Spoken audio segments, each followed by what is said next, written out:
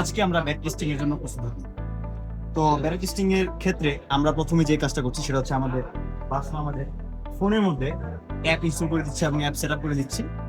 আমাদের মূল লক্ষ্য হচ্ছে যে আমাদের এই লোকেশন অ্যাকুরেসি এটা দেখা করে আজকে যে স্টুডেন্টরা যে চলাচল করবে তারা বিভিন্ন ধরনের প্রবলেম ফেস করে কিনা বা কোন কোন ফিচারের তারা হচ্ছে প্রয়োজনীয়তা বোধ করছে, এই সব জিনিসগুলো হচ্ছে নিয়ে আসে, ইনফরমেশন গুলো নিয়ে আসে।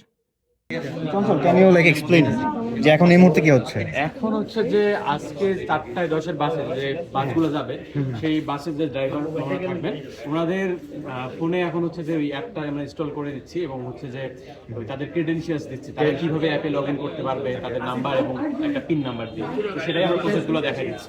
তো আমাদের এই স্মার্ট বাস ট্রেকিং সিস্টেমটা কাজ করে দুটি অ্যাপের মাধ্যমে।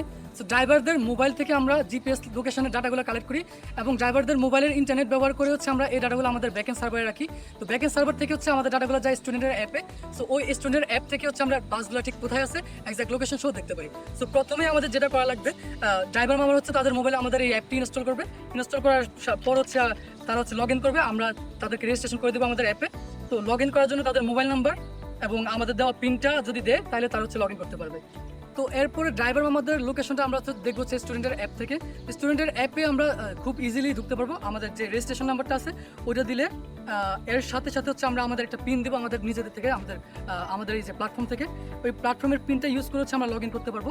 তো লগ ইন করলে হচ্ছে আমরা সবগুলো বাসের আসলে লোকেশন লাইভ দেখতে পারবো এবং আমরা প্রত্যেকটা বাস চেক করতে পারবো। তো যে কোনো একটা বাসের আইকনে যদি আমরা ক্লিক করি তাহলে অটোমেটিক্যালি হচ্ছে আমাদের অ্যাপ বাসের বাসটা যেদিকে মুভ করতেছে ওইদিকে হচ্ছে আমাদের স্মার্টফোনের স্ক্রিনটাকে হচ্ছে মুভ করাবে। আমরা একজন বাস মামার সাথে কথা বলি। আসসালামু আলাইকুম, তাদের ফোনটা লাগবে। আপনার কি মনে হয় যে এই বাস চেকারটা কি আমাদের কাজগুলো, আমাদের যে কাজটা কি আরো সহজ করতে পারবে? কি মনে হয়? এটা আপনাকে আসলে ওইটারে আমরা স্বাগত জানাই। আমরা যারা গাড়ি চালক আছি, আমরা চাই যে এরকম একটা আপনাদের উদ্যোগে এরকম একটা অ্যাপ চালু হোক যেন সকল স্টুডেন্টরা এই সুবিধাটা ভোগ করে। কারণ আমাদের গাড়িগুলো যায়, ওনারা জানতে পারে না যে টিলাগড় আছে না নাইরবোল আছে গাড়িটা। হ্যাঁ, আপনাদের মাধ্যমে যদি অ্যাপসের মাধ্যমে যদি জানতে পারে তো সুবিধা।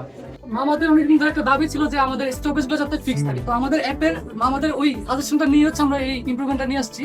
তো আমাদের অ্যাপের এই টেস্টিংটার পরে যে টেস্টিংটা হবে ওই টেস্টিং হচ্ছে আমরা প্রত্যেকটা স্টপেজ অ্যাড করে দেবো। তো অ্যাপের মাধ্যমে আমরা কারেন্ট কোন স্টপেজে আছি এবং নেক্সট কোন স্টপেজ, এইসব ফিচারগুলো আমরা অবশ্যই সঙ্গে নিয়ে আসার চেষ্টা করি।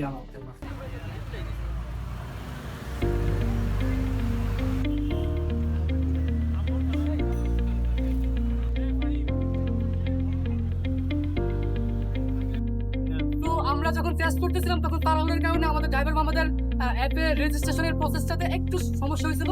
এই কারণে হচ্ছে আমাদের অ্যাপে আনইউজুয়াল বাসের মুভমেন্ট দেখাচ্ছিল। তো একটা বাগ আসলে তৈরি হয়েছিল, ওই বাগটা হচ্ছে আমরা ইনস্ট্যান্ট সলভ করে দিছি।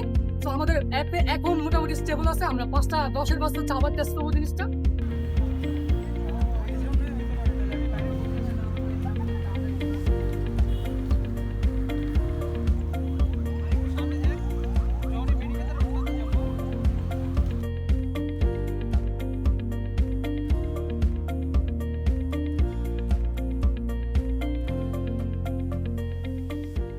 তো আজকে হচ্ছে আমাদের বাস ট্রেকিং এর প্রথম বেটা টেস্টিং সম্পূর্ণ হয়েছে। তো আমরা মোটামুটি শতভাগ সাফল্যের সাথেই পুরো টেস্টিংটা সম্পূর্ণ করতে পারছিলাম। যখন আমরা বাসের মধ্যে আমানি সেন্টারের পাশে ছিলাম, কনভেনশন সেন্টারের পাশে, তখন অ্যাপেও দেখা হতো যে কনভেনশন সেন্টারের পাশে আছি। তারপরে যখন আম্বরখানা পয়েন্টে ছিলাম তখন অ্যাপেও দেখা হতো যে আম্বরখানা পয়েন্টে এগিয়ে আছি। তো একটা বাস একটু শিফট করতেছিল, অনেক বেশি লাফাস ছিল, তো ওইটাও পরে আবার ঠিক হয়ে গেছিল আসার। তো ওভারঅল এক্সপিরিয়েন্স ভালো।